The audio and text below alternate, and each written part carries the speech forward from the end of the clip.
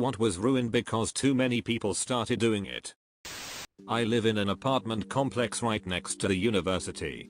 I'm originally from a more rural area, where we frequently had bonfires.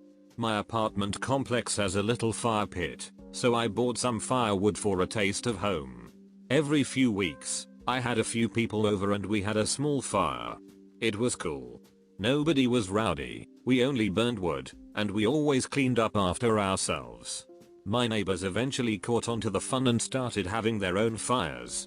Over time, the fire pit grew in popularity, until someone was having a fire just about every weekend. Trash was being left all over the place, beer bottles were tossed into the ashes, and noise became an issue. It escalated to the point that college students were coming over from their dorms, throwing decent-sized parties, and even burning furniture. The police were called one too many times, and now the fire pit is filled in. There was this secret man-made waterfall in my hometown, and it was pretty unknown. I brought a friend there, showed her how to get around the fences, and pretty soon she brought everyone she knew there. They started destroying shit, leaving trash. Now it has a higher and more secure fence. Driving to work early. I used to do it, but now it's the same as morning rush hour. Edit, for anyone wondering, I'm in Michigan, and I am on the road by 5:45 am. This is why I drive to work late. I actually do this too, leave after rush hour and just work a bit later. No one at my work seems to mind. When I was at school, the shop across the road from the bus stop I got off of to go home had a small hot food section. Things like sausage rolls, pasties and burgers all cooked that day. By the time I got off the bus, they gave this stuff away for free as it was deemed past its best.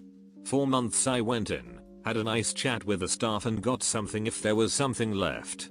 This was until my brother saw me eating a sausage roll and I told him, do not under any circumstances tell people about this. Well, 1 week later they had to stop doing it, as my brother had told ducking everyone, and 30 people a day charged into this tiny shop begging for free stuff. Edit, just to clarify, my brother is an asshole but not overly malicious. Certainly no more so that I am to him. This one little neighborhood restaurant my wife and I used to like to go to, it had great food, great service, and a quaint, relaxing ambience. Then it appeared on diners, drive-ins, and dives with Guy Fieri, and now the place is always busy and the service sucks, and the food isn't as good anymore. I used to go to the bakery on Cake Boss about once a week with my girlfriend. We would grab like a cupcake or brownie or a pastry or something and split it. At first I thought it was cool that they were making a TV show about it. By the end of the first season, there was a 2-hour line to get in. We hardly ever went back, maybe if we walked by at an off time and the line was super short we would go in, but it just got too crazy. Surprised that nobody has said eBay. There was a time when you could get genuine bargains. Now it's just a less practical version of Amazon. I bought an item recently from eBay that was $15 on eBay, but $12 on Amazon. I don't have Prime and couldn't be bothered to try to meet their minimum, so I just paid the extra and bought it on eBay. The item arrived in 2 days in Amazon branded packaging, even with an invoice from Amazon inside.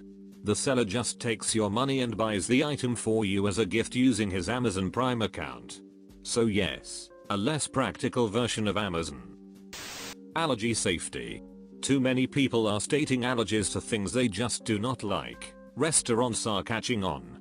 I recently ordered a drink, asking that no pineapple goes into it due to an allergy. I, luckily, do not have an anaphylactic reaction to pineapple, but I do start vomiting with extreme stomach pain. Then after emptying my stomach I get lethargic. They bring me the drink, I drank some of it. Had to run to the bathroom. They told my husband, but you can't even taste the pineapple. Thanks for ruining my birthday. Edit to add that I ordered an Alabama Slammer, which typically does not have pineapple juice. I found out that bars switch up pineapple and OJ often, so I usually tell them about my allergy and ask what is in the drink. Buying storage auctions. I've bought them for 25 years. It used to be that you could buy them for a reasonable price. You might even make a little. After the popular TV shows, there are too many people thinking that every locker will have hidden cash or jewelry. It is rare that you find something hidden of great value. I've quit buying them until the craze dies down. My family has a self-storage business, and those shows have been great for us. Before, units wouldn't sell at auction and we'd have to pay someone to clean them out. Now we get hundreds of dollars for complete junk. There's a reason people don't come back for their stuff. It's not worth anything. Going to the gym at 1 AM. I just wanted the whole place to myself. I too go to a 24-hour gym. Are you telling me that it's actually busy at 1 AM? Every time I go to the gym there's this guy, calls himself Ego. Always hogs the equipment I want to use and shows off by putting on more weight than I can properly lift. I've tried going on different times, but he's always there, hitting on women and being just obnoxious. The gym just ain't big enough for the two of us. Hiking at a certain state park near me. Trash everywhere, trail eroded, switchbacks ignored, greenery trampled, dog shit everywhere. Now I don't tell anyone where the good trails are. I ducking hate people that litter. I have to bring trash bags with me when I go fishing because jackasses just throw their shit all over the place. You're polluting the river, killing my fish, and you're gonna get the whole closed donkheads. Edit. Thanks for my first gold. I don't feel I deserve it for just trying my best to be a decent human being. Yeah, me too. I went to this really secluded cliff jumping spot this summer in BC. My buddy and I chilled and swam for a few hours, and picked up half a garbage bag of garbage before we left.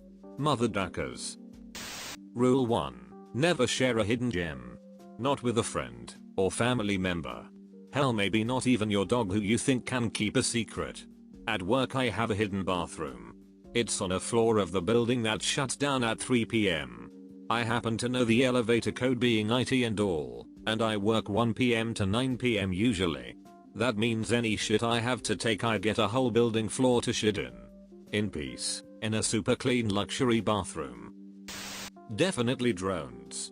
I used to be able to fly in national parks, until it was quickly outlawed because lots of people were doing it, but also being very obnoxious with it. One by one, idiots just kept making the news by doing things they definitely shouldn't have been doing with drones. Sooner or later, I had to get mine registered. Now there's all kinds of restrictions and limitations, and it just makes it so frustrating to even bother anymore. GPU marketing. The boom of cryptocurrencies ruined it so much that every online shop has been out of stock for several months, raising the price of graphic cards by a lot. I was trying to build a PC 3 months ago, and they were so overpriced that I had to spend at least €300 more. LL Bean return policy and lifetime warranty on things that gets abused. This was the one I was looking for. Truly a shame people had to get that greedy. I mean, I know Reddit is a lot of people, and I'm not singling you out at all, but the life hack of buying LL Bean stuff at garage sales and flipping it with the company for new shit was a staple of those AskReddit threads. So it's not surprising really. Fidget spinners. I am a teacher and instantly realized there were a few kids I knew that would benefit from a toy like that in class and everyday life. Then everyone else who they weren't designed for starting making them a trend that completely blew up, meaning that one kid I knew who did have one and used it as a coping mechanism got beaten up and it's stolen. He saw another kid had one and went up to him saying they have the same toy and are friends. Other kid was a asshole and beat him up because he didn't want to be seen with a boy on the spectrum. Like all trends when they end, anyone left who would have loved and benefited from it are now behind with the times and cue derogatory terms. It's a shame. Duck that it hit home. My little brother is on the spectrum, and a lot of his behavior seems relatable because I used to be a bit like he is now. He gets bullied every day at school, so was I for a few years, but I managed pretty well and changed to schools for unrelated reasons, and even though I am still being bullied, now I just don't care anymore as it's mostly cheap jokes which I have heard plenty of times before, but he is not there yet, if he will ever be, and I try to lighten his mood when I hear he had a rough day, but sometimes he just gets on my nerve and I have to hold back, because I don't want to take away his safe spot. He likes to play Magic the Gathering, and one time there was a guy in his school who had playing cards from a similar game, so my brother went up to him and asked him if he wants to show him how it works. but this guy just laughed and took away about 200 of his cards, his favorite set, which cost him quite a bit. He went to a teacher who asked which guy was it, and then talked to him, but came back saying, he says they are his cards, I can't help you. So my brother went to this guy to get his cards back, and the guy answered if he gets them out of his hand he can keep them. So my brother tried, and was even happy to face a challenge as he didn't realize what was happening. A friend of this arsehole filmed the whole thing, and after 30 seconds of my brother trying to get his cards back, this guy just kicked him in the balls and threw the set out the window. It was raining. My brother cried, and then went to get his cards while these guys still shouted at him and filmed him while he collected all his cards from the playground. They were all wet and soaky, but he still wanted them. The next day my bigger brother and I went to the school to talk to this kid, and when we approached him, he was confused what these twice as big guys as himself were doing here. We asked him his name to confirm who he was, as we only knew him from descriptions. We asked him why he would do that, and he probably shat his pants that day cause he couldn't get out a single correct sentence. I took his backpack which was standing next to him and asked him if it was his, to which he replied yes. I opened it up, and all the belongings fell on the floor. I then emptied my water bottle in his backpack, and my brother said, if you ever touch our brother again, we will never leave you alone. 3 years later, today this guy hasn't spoken to my brother again, and even held his friends back from bullying him. None of his stuff was damaged, and we never would have done any harm to him, so it felt sweet to know our empty threat made him stop. My brother is still being bullied by plenty of people, but none of them used any physical force, but I can see him being hurt every day. I feel sorry for him. I feel rage towards his classmates. Sometimes I daydream about going to his school and just straight up hitting and kicking these little shits, but I would never follow through. Kids are the worst. YouTube. Hey, what's up guys? Yeah boy, Toots Goes coming at you with another video today. Gonna tell you how to X. Alright, we're going to get right into it, but before we do, go ahead and hit the like and subscribe button. That helps me out a ton and lets me make more videos like this. Also, go ahead and visit my Patreon page to access to my exclusive content and become a tutor. Hell yeah. Where my toot is at. Toot toot, it's the toot train. Ha, you guys know what's up. Also, this video is brought to you by NatureBox. Go ahead and subscribe to NatureBox for all your amazing snacking needs. This week, 5 minutes of ad read. Oh man, they are so good too. You know I've been working out at the gym a lot lately, and I love their snacks for 5 minutes of mandatory personal relationship with sponsored product. Alright, let's get down to X. 30-second how-to. That's it guys. Remember to like the video and subscribe to my channel. Join my Patreon and become a fellow tutor. Where my toots at? Toot toot. Ha, you know what's up. You get some exclusive videos, only for my tutors, and get to hang out with me on Twitch. Anyway, that's all for today. I hope you found this video helpful. Until next time. Tootie tootie toot. Flying at early hours and TSA pre-check. There's times where at 6 to 7 AM the pre-check line is longer than the normal line.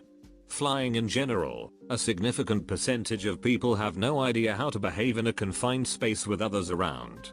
Why do people need to A. Stand 2 inches from the bag carousel, making it next to impossible for someone to casually walk up and grab their bag, and 2. Stand up immediately after the plane has landed?